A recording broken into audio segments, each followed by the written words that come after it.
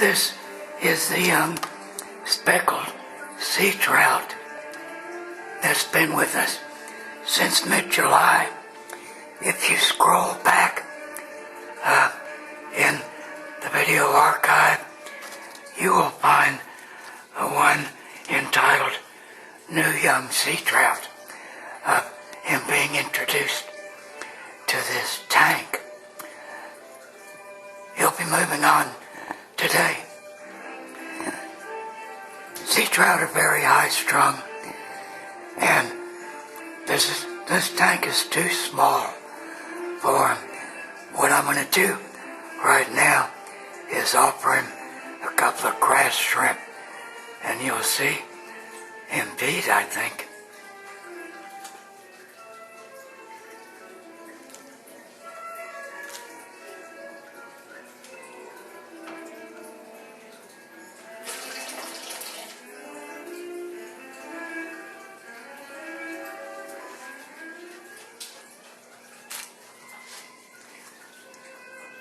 The shrimp are in there, and I think the water going in scared him.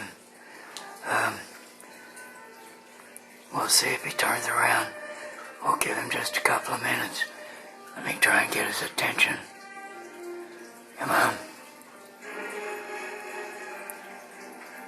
Let him search. I think he sees one.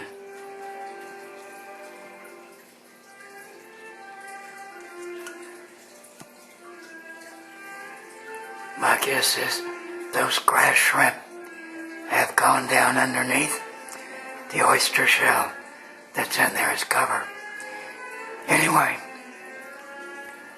I'm going to be catching this guy and putting him in a bucket to travel. And that ain't pretty. So, let me turn off the video. Is he finding a shrimp? Apparently not. The first thing I'm going to do is check the salinity of this tank and then transfer some of the water into his bucket that he'll be moving in.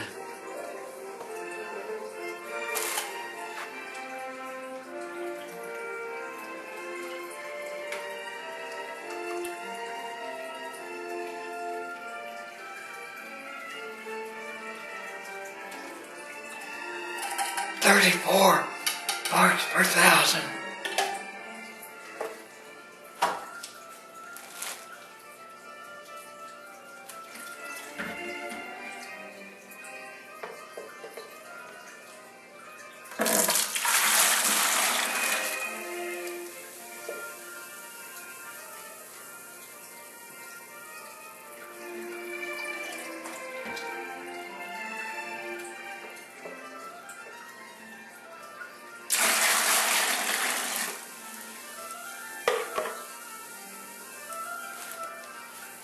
I'm surprised you remained so calm through that.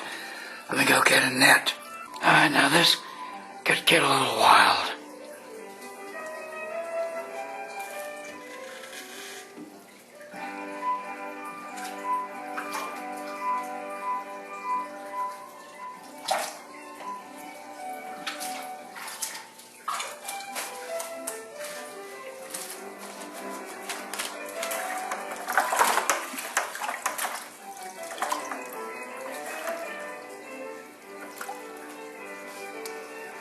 Well, that wasn't so bad. I'll now add an aerator for his trip to the Port Royal Sound Foundation Maritime Center.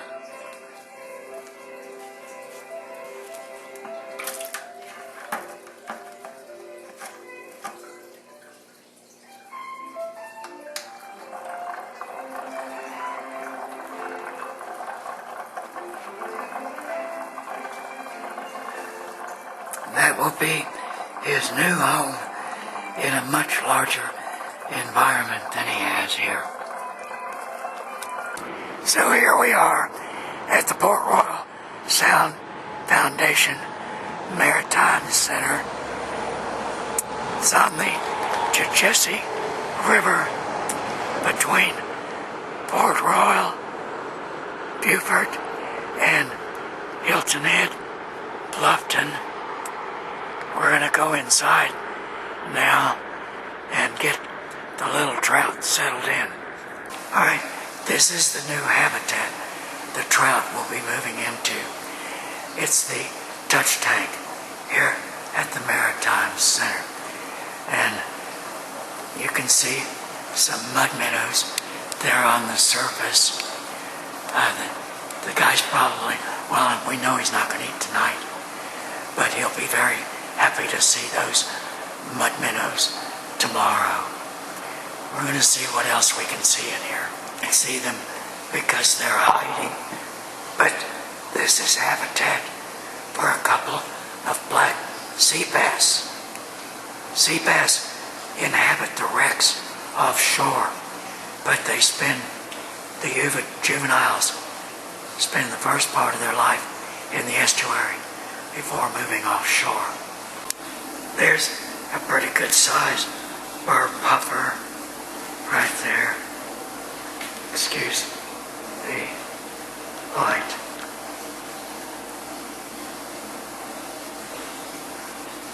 I'm not sure what that guy is. And here we're looking at a rock sea bass, which Rachel just identified for me. This is Rachel, one of the staff here. And where are the blowfish, Rachel? I don't see them. So we have two northern pufferfish, and they like to bury themselves in the sand, so that might be where they are right now. There's two striped burrfish as well. There's a small one, he's over here by the spadefish, by the pipes Right. down there. And then I believe the northern pufferfish are buried. Oh, there's one. Okay. Right across there. Yeah, I see them. They puff up also, but they're distinctly different from the burr puffers. But this is where the trout will be living, but he won't be going in today. The reason is, you recall, in his aquarium, he was in 34 parts per thousand salinity. This habitat, I'm afraid, is at 27, going on 28 parts per thousand. What we're going to do, and I'll let you observe that in just a moment, what we're going to do. Now, because of the difference in salinity, what I'm going to do is remove some of the water from the big tank and add it to the bucket. What that's going to do is reduce the salinity in the bucket, which the trout will spend the night in, adjusting to a lower salinity. Now, it won't drop all the way. It'll be a step down. And then tomorrow, when he's introduced to the new habitat, he will be able to deal with that. Let's check and see what this salinity is now.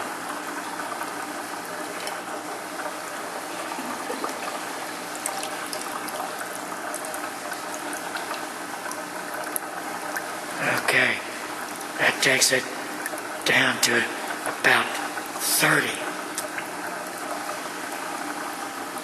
It's 30 parts per thousand, and so we've dropped it, and tomorrow he'll be able to adjust even further downward. Alright, that's it for the trout.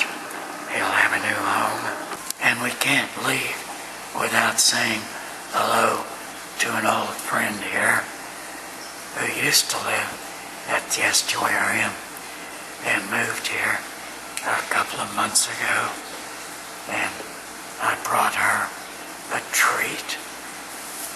There you go. Oh yes. Not the fingers. There you go.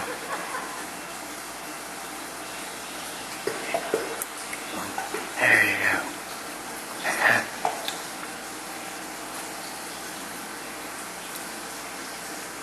what I'm going to be doing is I'm going to be getting a young male for here, and in about 4 years they will have a breeding pair, so they can do captive breeding and release, like we're going to be starting with the pair we have at the estuarium this coming spring. So that's it for here at the Maritime Center. We are back at the estuarium, and we'll be introducing a new critter to the tank that the trout just vacated. This is a very young blue crab, a female, less than an inch point to point. Now, with her small size, she will be no threat to the channeled whelks currently occupying the tank. So let's put her in now.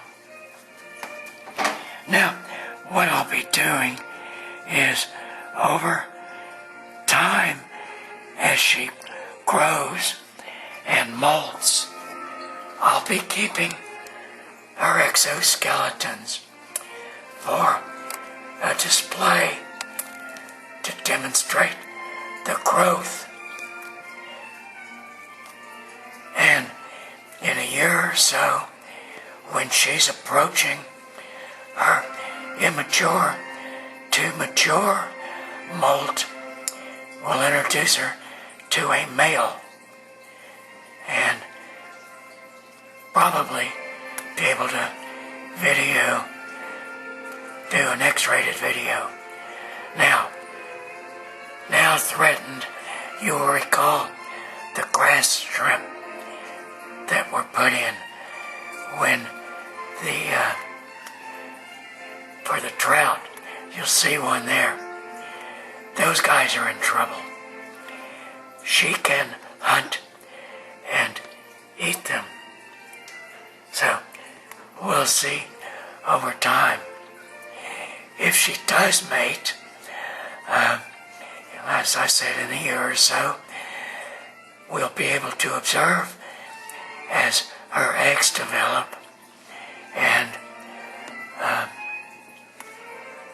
eventually she'll be released into the ocean to have her eggs hatch and produce the next generation.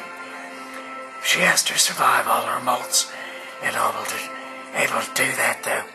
So we will observe over time, and there might be a follow-up video to this in a year and a half or so.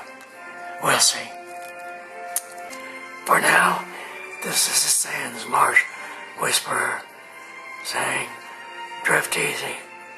Oh, and by the way, you can now follow us on Twitter, Sands Marsh Whisperer, at Sands Whispers. Check it out.